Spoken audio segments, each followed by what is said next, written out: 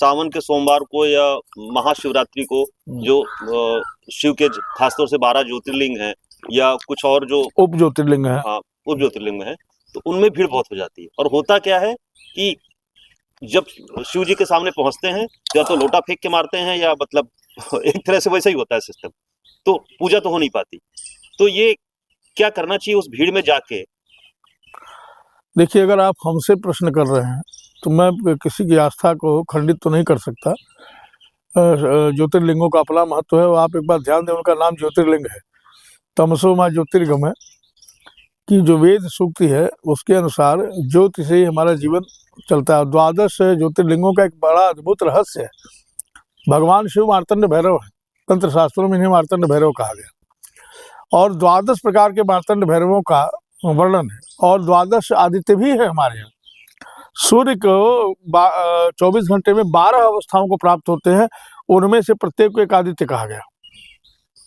और उन्हीं के प्रतीक के रूप में भगवान शिव के ज्योतिर्लिंग 12 विद्यमान है, जितने पूरे भूमंडल फैले हुए। ज्योतिर्लिंगों का अपना महत्व है, लेकिन मुझे ये कहने में कोई परहेज नहीं है कि शिवरात्रि की साधना अनुशासन की साधना है, शिव और शक्ति के संयोग की साधना है।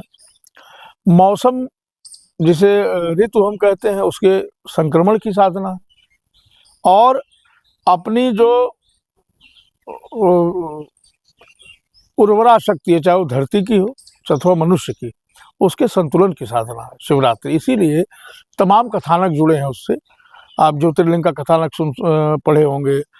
और शिव पुराण में देवी का आता है कि देवी ने इसी दिन भगवान शिव का वरण किया, मतलब स्थायी रूप से प्राप्त किया उनको।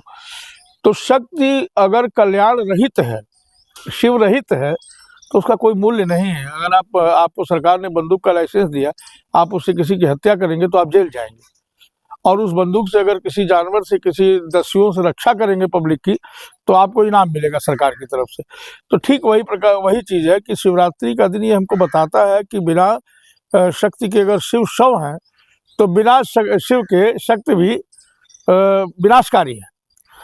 ऐसे इम्पॉर्टेंट समय को, ऐसे महत्वपूर्ण समय को, जो तंत्र ग्रंथों में बड़ा विशेष वर्णन है इसका, हमारे यहाँ 3 रात्रियाँ प्रधान मानी गई, कालरात्रि, मोहरात्रि और शिवरात्रि। और श्रीमद दुर्गा सप्तशती में इसका बड़ा विशद वर्णन है। मोहरात्रि, कालरात्रि,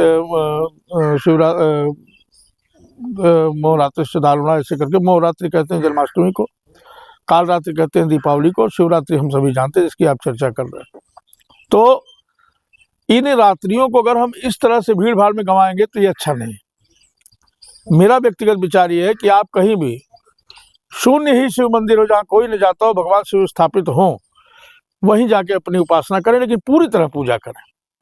अगर आप 5 प्रहर की नहीं कर सकते, पूरी रात की नहीं कर सकते हैं, तो 1 घंटे की ही कीजिए, 1 प्रहर की ही कीजिए ना। 1 घड़ी यादों घड़ी यादों में पुनियाद। उपासना का ये महत्व है। मन से करिए। उस भीड़ भाड़ में केवल अपने मन की संतुष्टि के लिए आप जाते हैं और लोटा फेंक के अगर भगवान की तरफ लोटा जा रहा है, जल नहीं जा रहा है, तो इस उपासना का क्या मतलब है। इसलिए जो समीप के आपके शिव मंदिर हैं उनमें जाइए, वहाँ उपासना कीजिए। जहाँ बिल्कुल पूजा नहीं होती हो, उन शिव मंदिरों को देखिए, वहाँ पहुँचिए, वहाँ विधि विधान से पूजन कीजिए। और आपको ये बताने में कुछ नहीं है कि हम मानवों ने ईश्वर को भी अपने ही अनुसार ढाला है। वो भी मानवीय संवेदना से ओतप्रोत है।